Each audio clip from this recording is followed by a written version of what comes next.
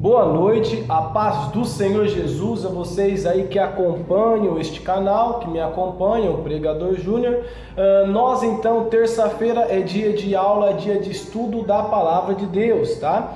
Na aula passada, a aula de número 8, nós terminamos lá em Abrão, quando Abrão agradeceu a Deus pela promessa que ele havia feito, lá no capítulo 13. Na aula passada nós vimos até o final do capítulo 13 de Gênesis, tá? Nesta aula, a aula de número 9, nós vamos ver então o capítulo de número 14, o capítulo de número 15 e o capítulo de número 16, tá? Continuando aí a história de Abrão, tá? Nós começamos a história de Abrão e vamos continuar a história de Abrão nesta aula, e provavelmente teremos aí mais umas 2 a 3 aulas ainda sobre Abrão, tá? É uma história bem importante. Estamos falando do patriarca, do homem que Deus usou para estender aí a sua semente, a qual o homem é considerado o pai da fé. Então é uma história muito importante, tá? Você não pode perder essas aulas, amém? Já convido você aí a pegar a sua Bíblia, pega aí o seu caderno e a sua caneta, vai para um lugar onde você possa ter a tranquilidade e paz e vem comigo estudar a Palavra de Deus.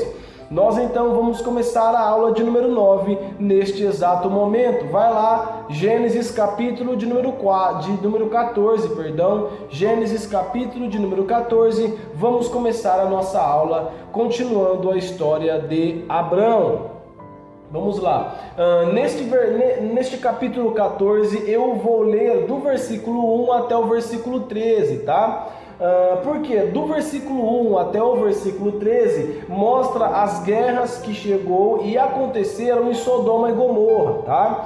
Por quê? Para mostrar o que aconteceu com Ló. Por quê? Porque nós vimos na aula passada que Abrão e Ló se separaram, tá? Então, neste capítulo agora, no começo do capítulo 14, tá? Do verso 1 ao verso 13, vai mostrar que a guerra chegou até Sodoma e Gomorra e, consequentemente, Ló estava no meio. Vai nos mostrar, então, o que aconteceu com Ló quando ele foi para Gomorra e Sodoma. Assim que ele foi para aquelas terras que Ló escolheu, o que aconteceu com ele? É o que nós vamos ver agora no verso de número 1 ao verso de número 13, tá? Então é isso que fala nesses versos. Fala que a guerra chegou até Sodoma e Gomorra, fala que 5 reinos asiáticos foram até lá e tentaram tomar a terra e guerrearam e lutaram. Então vai nos mostrar o que aconteceu em Sodoma e Gomorra e, consequentemente, o que aconteceu com Ló, tá?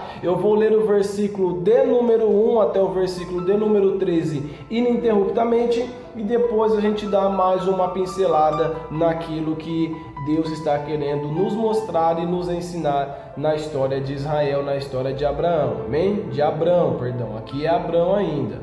Vamos lá. Gênesis 14, do 1 ao verso 13, vamos lá. E aconteceu nos dias de Anrafel, rei de Sinar, Arioque, rei de Elazar, Quedarlomer, rei de Elão, e Tidal, rei de nações, que estes fizeram guerra a Bera, rei de Sodoma, e a Birsa, rei de Gomorra, a Sinabe, rei de Adimá, e a Semeber, rei de Zeboim, e ao rei de Belá, que é Zoar. Todos estes foram reunidos no vale de Sidim, que é o mar de Sal. Eles serviram 12 anos a Quedorlaomer, e no 13º ano se rebelaram. E no 14º ano veio Quedorlaomer e os reis que estavam com ele, e feriram os refaíns em Asterote Canaim, e os uzins em Rã, e os emins em Savé Kiriataim, e os orreus no seu monte Seir, até El Parã, que fica junto ao deserto. Versículo de número 7. E eles retornaram e vieram em Mispate, que é Cádiz, e feriram toda a terra dos amalequitas, e também os amorreus que habitavam em Hazazon Tamar. E saiu o rei de Sodoma e o rei de Gomorra, e o rei de Admá, e o rei de Zeboim, e o rei de Belá, esta é Zoar, se juntaram à batalha contra eles no vale de Sidim, contra Kedorlaomer, rei de Elão, Etidal, rei das nações, e Rafael, rei de Sinar, e Arioque, rei de Elazar, 4 reis contra 5. Versículo de número 10. E o vale de Sidim estava cheio de poços de betume, e os reis de Sodoma e Gomorra fugiram e caíram ali, e os restantes fugiram para o monte. E eles tomaram todos os bens de Sodoma e Gomorra e todos os seus mantimentos e foram no seu caminho. E eles tomaram Ló, filho do irmão de Abraão, ou seja, sobrinho de Abraão. Olha ele aqui, a história nos mostrando o que aconteceu com Ló, tá? Versículo número 12. E eles tomaram Ló, filho do irmão de Abrão, que habitava em Sodoma, e os seus bens, e partiram. E veio um que havia escapado e contou a Abrão, o hebreu, pois ele habitava na planície de Manre, o amorreu, o irmão de Escol, o irmão de Aner, e estes eram confederados de Abrão. Para aqui no versículo de número 13, uma coisa interessante que eu preciso ressaltar. No versículo de número 9 falam que eram 5 reis contra 4 reis. Por quê? Porque foi o rei de Sodoma, o rei de Gomorra, o rei de Admá, o rei de Zeboim e o rei de Belá, que era Zoar. Ou seja, 5 reis contra os 4 reis. E estes 5 reis perderam dos 4 reis, tá? Mostra aqui que eles perderam, os 4 reis venceram, né? Esses 4 reis asiáticos, e levaram tudo, levaram os bens, levaram até Ló também, levaram os mantimentos, né, de Sodoma e Gomorra, levaram também a Ló, que era sobrinho de Abrão, e levaram também os bens de Ló. E foram, e partiram, né? No versículo 13, acaba que alguém acabou escapando e foi avisar a Abrão que o seu sobrinho Ló tinha sido levado cativo. É interessante que você precisa entender isso. Estamos falando que 5 reis não conseguiu vencer, tá? 5 reis não conseguiu vencer aqueles 4 reis. Tamanho era o poder que aqueles reis tinham.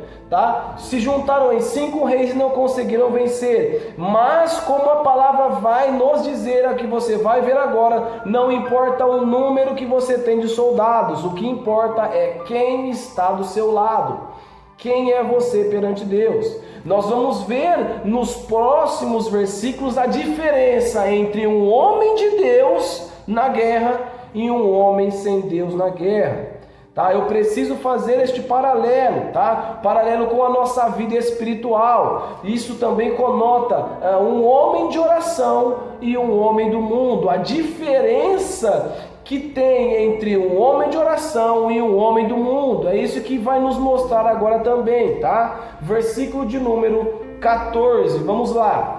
E quando Abrão ouviu que o seu irmão foi levado cativo, ele armou os seus servos treinados, nascidos na sua própria casa, 318, e os perseguiu até Dan. É interessante que a primeira atitude que Abrão teve foi buscar e resgatar o seu sobrinho. Interessante que ele não foi fazer alianças em outros lugares. Ressalta o fato de que ele pegou homens de sua própria casa, ou seja, ele não fez alianças com fulano, com ciclano para tentar vencer. Não, ele viu o que ele tinha ali, quais eram as pessoas que ele tinha, e foi isso que ele usou. Da mesma maneira, nós como cristãos não devemos recorrer a soluções mundanas, as soluções carnais. Nós devemos ver as armas que o cristão tem e usar essas armas. Quais são essas armas? É oração, é jejum, é estudo da palavra de Deus, é você levantar na madrugada e orar, é você pedir oração, é você pedir ajuda. Assim como Abrão ficou na sua casa e viu o que tinha e usou o que tinha, nós precisamos reconhecer o que nós temos, as armas que os cristãos têm, e usar essas armas que Deus nos deu, amém? É isso que nós podemos fazer um paralelo aqui até o verso de número 14. Vamos ao verso de número 15 até o verso de número 17, tá? Que vai nos mostrar o que aconteceu quando Abrão foi lá resgatar o seu sobrinho. E ele se dividiu contra eles, e ele e seus servos à noite, e os feriu e os perseguiu até Robá, que está à esquerda de Damasco. E ele trouxe de volta todos os bens e também trouxe novamente o seu irmão Ló, e seus bens e também as suas mulheres e o povo. E o rei de Sodoma saiu para encontrá-lo depois do seu retorno do massacre de Quedorlaomer e os reis que estavam com ele no vale de Sabé, que é o vale do rei. Interessante que no versículo 15 até o versículo 17 nos mostra em poucos versículos o que aconteceu. Mostra que Abrão teve êxito quando ele foi lá guerrear, quando ele foi buscar o seu sobrinho. Mostra que Abrão é o homem da promessa, que ele é o homem. Quando Deus pega e fala: Abrão, se tu uma bênção, tá? Abraão era a bênção de tal maneira que quando ele entrou na guerra para resgatar o seu sobrinho, ele foi lá e conquistou, perseguiu e conquistou e resgatou.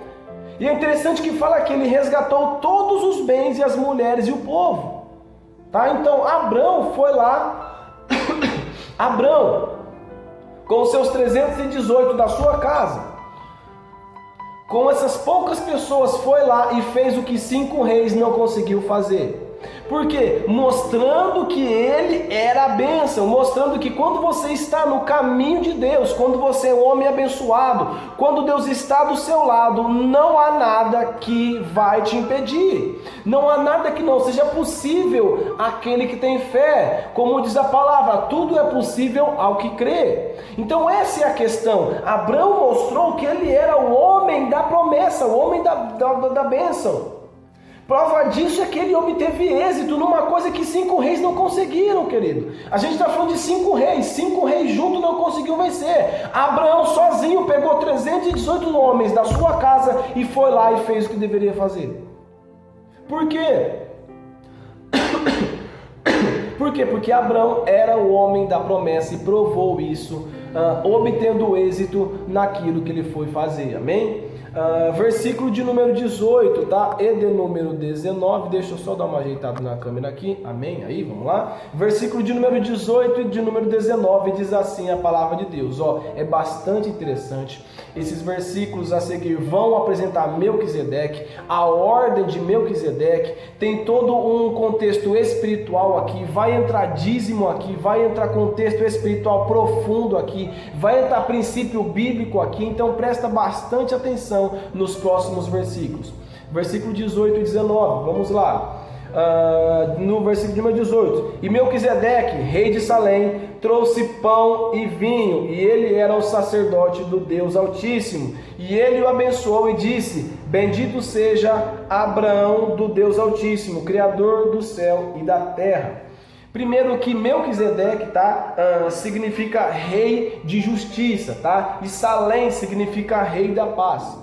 Ou seja, Melquisedeque tem 3 atributos ali: rei de justiça, Salém, que significa rei da paz, e ele ainda é chamado de sacerdote do Deus Altíssimo. O primeiro sacerdote mostrado na Bíblia foi Melquisedeque. Melquisedeque é a primeira pessoa a ser chamada de sacerdote na Bíblia, tá? E é muito interessante isso, tá? Melquisedeque aqui está representando diretamente Cristo, tá? Representando que há um paralelo entre Melquisedeque e Cristo lá em Hebreus, se você quiser dar uma olhada, tá? Em Hebreus capítulo de número 5 e também no capítulo de número 7, há um paralelo lá entre Melquisedeque e Cristo, mas Melquisedeque aqui está simbolizando o primeiro sacerdote, ou seja, alguém que fez esse paralelo entre Deus e os homens, tá? Nós sabemos que é um só mediador entre Deus e os homens, que é Cristo Jesus, mas no Antigo Testamento ele falava por meio dos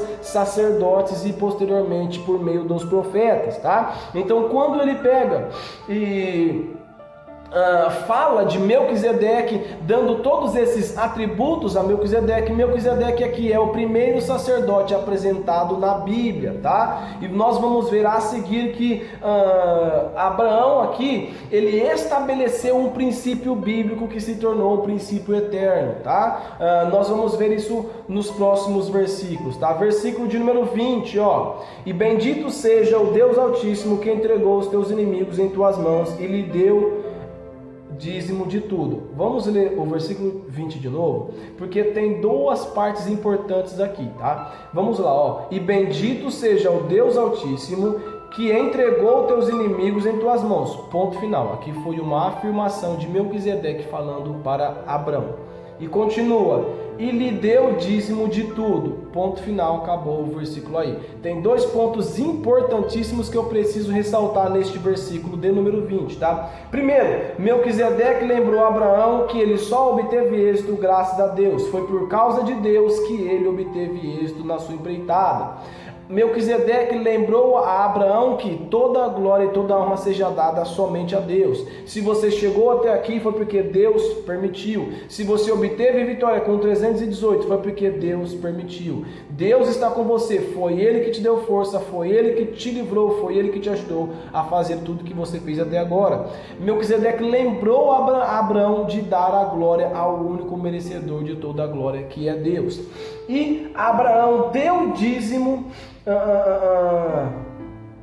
como retribuição, reconhecendo que Deus o estava sustentando. Querido, Abraão aqui faz um paralelo e estabelece um princípio bíblico, tá? Que mais para frente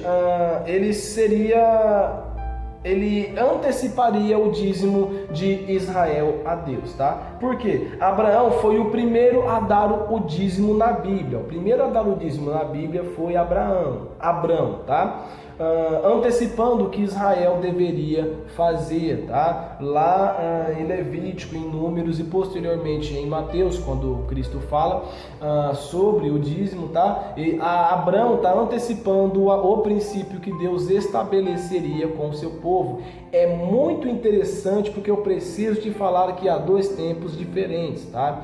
Por quê? Porque estamos falando aqui que quando a lei entrou, passou-se a ser obrigação para as tribos de Israel, para sustentar a tribo de Levi, que foi separada e exclusivamente para tratar da obra de Deus, ou seja, do templo de Deus, do sacrifício, do cuidado, ou seja, eles voltariam 24 horas do seu tempo, toda a sua vida seria voltada única e exclusivamente para a obra de Deus. Eles não poderiam trabalhar. Se eles não trabalhariam, como eles obteriam o seu sustento? É por isso que Deus estabelece o dízimo como obrigação para o povo de Israel, tá? Que era levar mantimentos. Por que mantimentos? Porque a tribo de Levi não iria comer dinheiro.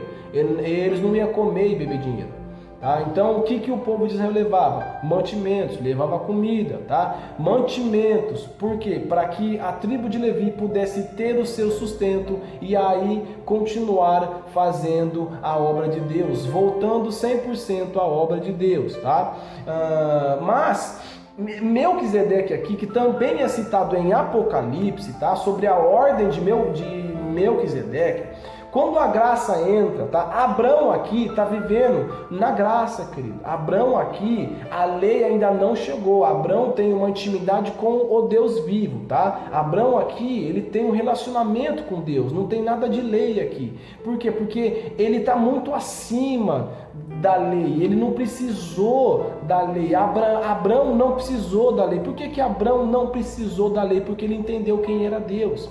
Ele andava com Deus, entendeu quem era Deus. Ele amou a Deus, teve fé, confiou em Deus. Então, quando Abrão aqui entrega o dízimo a Melquisedeque, que simboliza Cristo aqui, simboliza aquele sacerdote, aquele mediador na terra entre Deus e os homens, que posteriormente seria Cristo, que posteriormente a igreja seria o representante de Cristo, tá? Aqui na terra, eu e você somos o representante de Cristo aqui na terra. Montou-se também os templos onde eu e você congregamos. Mas voltando-se para a parte importante, ele deu o dízimo de tudo. Abrão aqui estabelece o princípio do dízimo segundo a graça. Por que segundo a graça? Porque ele entregou o dízimo como uma forma de agradecimento. Ele não deu o dízimo por obrigação. Ninguém obrigou ele a dar o dízimo. Ninguém disse a quantidade ou o valor que ele deveria dar o dízimo. Ele simplesmente pegou o dízimo e entregou a Melquisedeque, que representava ali o sacerdote, representava aquela pessoa que receberia o dízimo naquela questão, tá? Por quê? Porque Abraão reconheceu que tudo que ele tinha era de Deus. Então, se ele teve aquilo lá, é porque Deus deu, nada mais justo do que devolver a Deus. Então, ele pegou e devolveu a Deus. Ele deu o dízimo pela graça, ou seja, feliz, sem constrangimento, tá? É por isso que a palavra fala lá no Novo Testamento, cada um contribua segundo o propósito no seu coração, porque no tempo da graça o dízimo funciona assim. Mas isso não foi estabelecido lá na frente, isso foi estabelecido aqui atrás. O dízimo pela graça foi estabelecido através de Abrão a Melquisedeque, tá? Quando Abrão entrega o dízimo a Melquisedeque, ele está agradecendo a Deus por tudo que ele fez, ele está agradecendo a Deus pelo livramento, pela proteção, por tudo que ele fez, e então ele estabelece o princípio do dízimo segundo a graça. Mais para frente será estabelecido o dízimo do princípio segundo a lei, mas o princípio segundo a graça veio muito antes, tá? Para você entender que a lei veio depois da graça, querido. A lei não veio antes da graça, a lei veio depois, tá? Tinha a graça, veio a lei porque o povo rejeitou a presença de Deus. Quando Israel rejeita a presença de Deus no pé do Monte Sinai, quando Moisés avisa eles, aí entra as leis, porque o povo rejeitou a Deus. Mas isso é algo para eu e você vermos lá na frente. Eu só quero que você entenda que o dízimo segundo a graça não foi estabelecido lá na frente, foi estabelecido aqui atrás, através de Abrão segundo Melquisedeque, tá? Então você já sabe que o dízimo segundo a graça foi estabelecido por Abrão, quando ele entrega o dízimo por vontade própria, reconhecendo que tudo que ele tem é de Deus, feliz, sabendo que aquilo que ele tem, aquilo que ele teve é de Deus, e nada mais justo do que devolver a Deus aquilo que já é dele, uma forma de honrar a Deus, reconhecendo que tudo que ele tem é dele. Então nada mais justo do que devolver a Deus uma parte do que ele mesmo tem dado a Abrão, amém? Você entendeu essa parte do dízimo? Espero que você tenha entendido esta parte muito importante do versículo 20. Vamos continuar o nosso estudo, mas se você tiver uma dúvida sobre essa questão do dízimo segundo a graça, tá? Você me envia aí nos comentários do vídeo, ou vai lá no meu WhatsApp ou no meu Facebook, que eu responderei a sua pergunta de uma forma mais abrangente. Eu não posso me aprofundar nessa questão agora, porque nós estamos vendo apenas algumas partes, tá? Não vou me aprofundar especificamente a vários temas, nos temas específicos, tá? Mais para frente, quando nós terminarmos o livro de Gênesis, eu posso sim pegar vários pontos importantes e fazer aulas específicas sobre temas que precisam ser abordados mais profundamente. Mas por enquanto vamos nos ater aqui ao estudo da palavra de Deus de uma forma mais abrangente, amém? Vamos lá então, eu vou ler agora o versículo de número 21 ao versículo de número 24, que nos mostra a conclusão de toda a guerra de Abraão, de tudo aquilo que aconteceu, que nós vimos até agora, tá? Versículo de número 21 até o versículo de número 24 de Gênesis 14, vamos lá.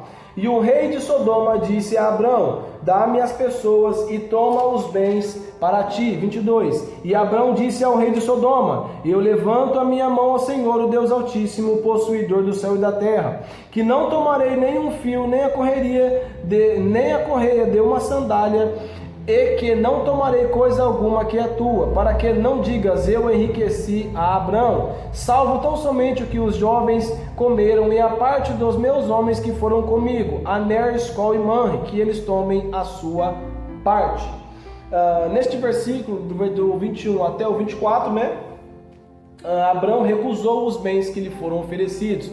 O rei lá, os reis que foram salvos graças a Abraão, né? Eles ofereceram bens a Abraão como agradecimento pelo que Abraão fez. Abraão recusou esses bens que foram oferecidos. Por quê? Porque ele não queria diminuir a glória que era de Deus. Veja que quando ele pega e fala: para que não digas eu enriqueci Abraão, ele estava dizendo: eu não vou pegar esses bens para que não diminua a glória de Deus, porque tudo que eu tenho, quem deu foi Deus, e eu não vou dar margem para que o inimigo ou para que outras pessoas falem: não, Abraão foi próspero do jeito que foi porque eu ajudei. Não, ele recusou porque ele sabia, confiava em Deus e queria que toda a honra e toda a glória fosse dada somente a Deus. Então, mais uma coisa que nós podemos meditar na atitude que Abraão teve. Será que nós estamos tendo essa mesma atitude? Será que quando nós temos essa oportunidade, não, eu não vou aceitar isso, porque eu sei que Deus tem algo melhor para mim, eu vou aceitar aquela oferta, aquilo que tem me oferecido, ou eu vou confiar que Deus realmente tem o melhor para a minha vida e vou deixar que a glória e a honra seja totalmente a Deus? Foi isso que Abraão fez. Abraão, ele confiou que Deus cumpriria a promessa que ele fez para ele, né? E não aceitou os bens, porque sabia que toda a honra e toda a glória sobre a vida dele, sobre os atos dele, era somente de Deus. Tudo o que ele viria fazer, tudo o que ele fez e o que ele faria, seria totalmente para a honra e para a glória de Deus. Foi por isso que ele recusou os bens. Tamanha era a devoção, a fé que Abraão tinha em Deus, tá? Vamos então ao capítulo de número 15, tá? Eu vou ler o verso 1 do capítulo de número 15. Depois dessas coisas, a palavra do Senhor veio a Abraão em uma visão, dizendo: não temas, Abraão, eu sou o teu escudo e a tua recompensa será infinitamente grande. Ou seja, no versículo 1 mostra a resposta de Deus à adoração de Abraão. Abraão, ele deu o dízimo, ele não quis tirar a glória de Deus, e como prova disso, Deus foi lá e fez mais promessas a Abraão, tá? Deus vem e fala com Abraão, tá? Dizendo que ele é o escudo, que quem protege Abraão é ele, e que ele enriqueceria infinitamente, que ele recompensaria a Abraão infinitamente grande, ou seja, a recompensa a Abraão, por isso que ele tinha acabado de fazer, seria enorme, tá? Você precisa entender que o que destravou a porta da promessa, da questão territorial de Abraão, foi essa atitude que ele teve ao devolver o dízimo a Melquisedeque. Tá? Nós vamos ver nos próximos versículos que Deus promete, faz um segundo pacto com Abraão, agora incluindo mais especificamente as terras em questão e revelando os anos, ou seja, Deus mostra que realmente vai se cumprir o plano, tá? A promessa. Ele especifica o pacto, mostrando que você foi fiel a mim, então eu vou te mostrar que eu serei fiel e vou cumprir aquilo que eu estou te prometendo, tá? Então, por quê? Porque coisas espirituais é que destravam as naturais, tá? Por quê? Porque você não importa quem comanda aqui embaixo, da terra, o que importa é quem comanda as regiões celestiais. Mais pra frente eu vou abordar esse tema para você poder entender o que eu estou falando, tá? Vamos voltar aqui no capítulo de número 15, verso de número 2 ao verso de número 6, tá? Vamos lá, ó. E Abraão disse: Senhor Deus, o que me darás, visto que ando sem filhos e o mordomo da minha casa é Eliezer de Damasco? E Abraão disse: eis que não me deste semente, e eis que o nascido na minha casa é meu herdeiro.